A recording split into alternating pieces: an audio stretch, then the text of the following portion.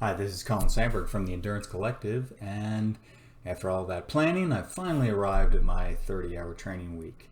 Today is Monday, and on the schedule, I have a 2-hour recovery endurance ride and a 1-hour strength training session. So, in the context of this week, this is one of the easier days. Basically, I'm just doing an extended commute from where I live in Hillsborough to Durham to do my strength training at the Endurance Collective. I will make sure not to go too hard on the ride to and from Durham, and also not to overdo it with the weights. This is basically a maintenance session, so don't want to have any delayed onset muscle soreness or DOMS in the next days. Looking at the weather forecast for this week, I seem to have lucked out, at least for the beginning of the week. The temperature seems to be just about perfect, with lows in the upper 40s and the low 50s, and highs in the upper 60s and low 70s. So not too hot, not too cold. Later in the week, however, there was a chance of rain on Friday and Saturday, so that could get ugly, especially on Saturday, which is supposed to be a big day. But I will keep an eye on it, and hopefully the forecast changes. Now my Whoop score looks pretty good this morning. I'm in the green, as they say, with a 94% recovery score. HRV is 63, which is pretty good for me, and resting heart rate is 53, which is also normal for me. Keep in mind, those scores are individual for me, the relative for my baseline. So don't compare your scores to those. Might be higher or lower. Everybody's range of normality is different. Now, over the weekend, I was at the beach. My wife wanted to go to the beach for Mother's Day, and from a training standpoint, it was kind of a mixed bag. On one hand, it was relaxing. On the other hand, there was a lot of logistics involved, a lot of time in the car. I drank a fair amount of alcohol, so not exactly the best sleep. Didn't sleep in my own bed, and I didn't ride my bike all weekend. So on one hand, I'm feeling pretty fresh to start the week. I don't have any soreness or saddle sores or anything, so I'm good at that level. Although in a perfect world, I would have preferred to do a little bit of riding instead of taking completely off over the weekend. But it is what it is. It wasn't about me. It was Mother's Day. And this week I'll be asking my wife to carry more than her share of the work. So I needed to put some marriage points in the bank, as they say. All right, well, a little less talk, a little more action. Let's see how this goes.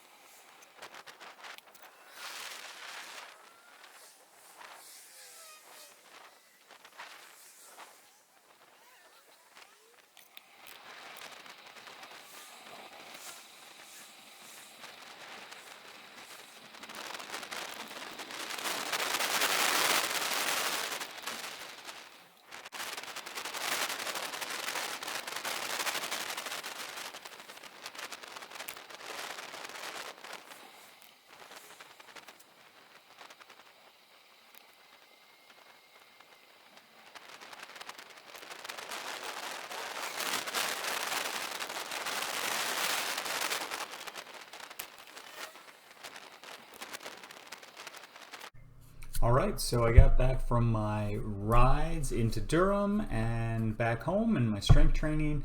I just have a couple of notes. First, my extended route into Durham was very nice. There's lots of great riding around Durham, don't get me wrong, but when you're coming in and out of town, there's usually a couple miles that are just kind of not so fun. Normally I just ride on those roads and suck it up because that's the fastest way in and out, and it takes me about 45 minutes. But today I was trying to extend that ride, like I've said, to about an hour each way. So I went north and then headed along the Eno River, along a gravel road, then dropped down to the Ellerby Creek path. So a nice bike path with no cars, nice scenic, relaxing route with a fun little gravel road there. Only problem with that was that there was a short little gravel climb there, so it made it a bit difficult to keep it easy up there, because you just kind of have to stay seated and grind it out over that gravel, but not a big deal. Anyway, the weather was just about perfect, although there are some crazy winds out there and it's peak pollen season here. So although I don't have severe allergies, I do find that the tree pollen gets in my eyes and my throat, and I start coughing, stuff like that. So kind of annoying.